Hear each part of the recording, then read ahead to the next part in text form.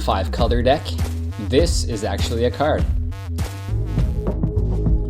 Alright. Welcome to another game of... Wait, what are we doing again? Oh yeah, 1v1 Commander. Okay, let's see who we have. Horde of Notions versus Scion of the Dragon. Quite the bit of dragons these days. Not sure Elementals has as many mainstays.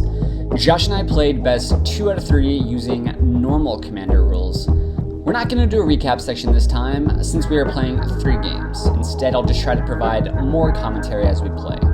We both mulligan game 1 with me going first, and this is the life counter this time. Here are the opening hands. My opening hand. Josh's opening hand.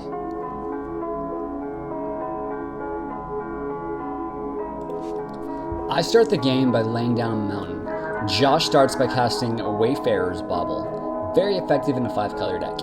I hope for a green mana so I can get a turn 3 Cultivate, but I don't get it. Josh opts to crack his Bauble over casting Rampant Growth and passes. I miss my 3rd land drop and just pass the turn right back.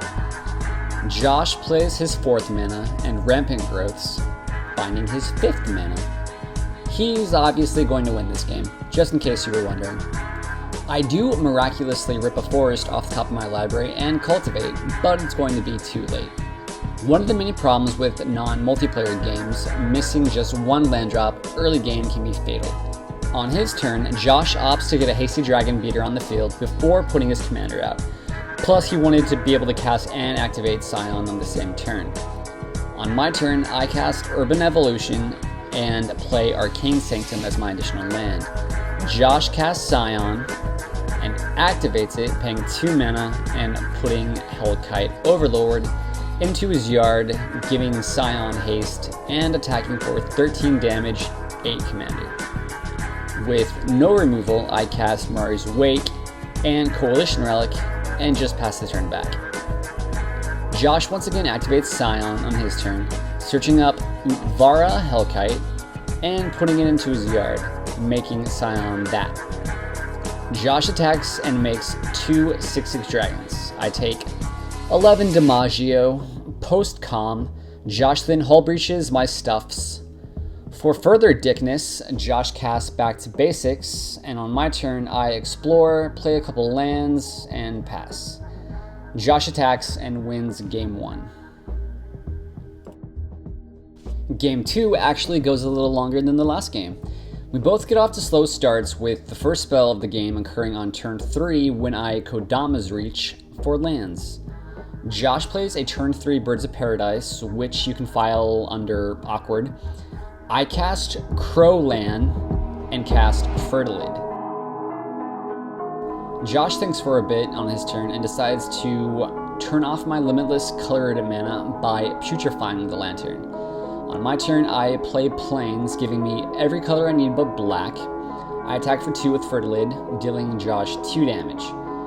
I then evoke Ingot Chewer to not only shoot Josh's Elixir, but also to add stuff to my graveyard later for Horde. Now with his 5th mana, Josh casts Scion. He passes, and I Bant Charm Scion to the bottom of Josh's deck. Or, I mean, back to his command zone. Babies. I remove a counter from Fertilid to get a Swamp into play tapped.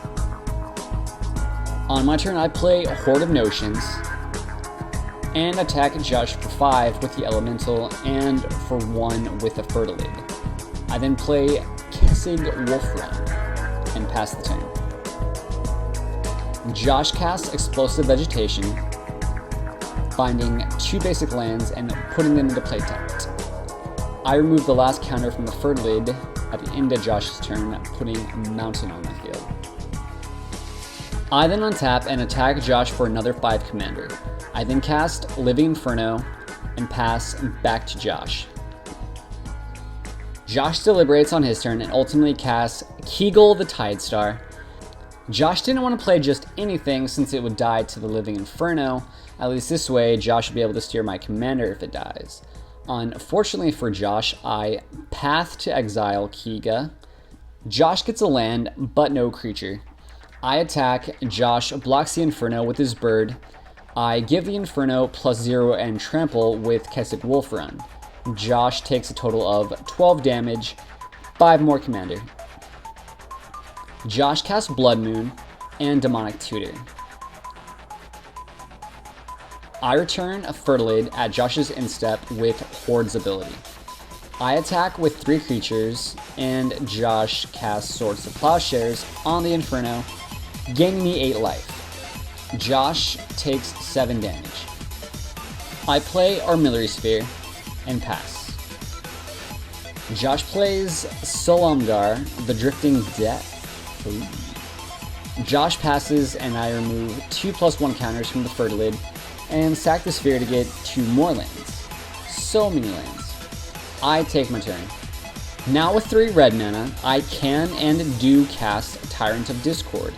I randomly select Solomgar, which is pretty lucky. At this point of the game, we go on to the next game, since I can commander damage Josh out.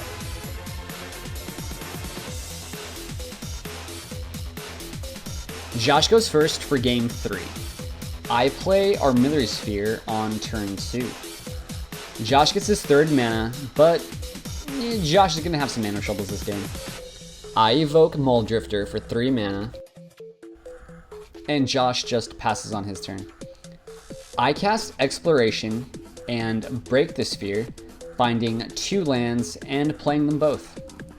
Josh again misses his land drop, and I am not having any mana troubles when I cast Urban Evolution, drawing 3 cards. You know what, let's just start game 3 over. On our real game 3, Josh mulligans and plays 2 swamps. I find a forest with Evolving Wilds. By turn 4, Josh has Grixis mana online, but not much else. I have most of my colors and then cast Solemn Simulacrum and find the rest. Josh again casts Elixir of Immortality. On my turn, I attack for 2 and cast Urban Evolution, drawing 3 cards and playing an additional land. Josh again just passes without playing anything. I cast Mirari's Wake and Oracle of Moldiah, playing a land off the top of my library. I then attack with the Solemn for 3 damage. On his turn, Josh plays his 3rd red mana. Awkward. Josh casts Bale Fire Dragon, and I cast Fact or Fiction at the end of his turn, but I'm holding Shriek Maw in hand, and without any other play in hand, Josh calls it quits. Okay, that's it for now. We hope you enjoyed this game of 1v1 Commander featuring 2 5-color decks. I'm usually not all about 1v1 Commander just because if one person does get an early advantage, it tends to get out of control quickly. And I don't see us adopting Duel Commander rules and restrictions, but who knows. Let us know what you think about 1v1 Commander and Josh's new Dragons deck. Okay, let's clone head out.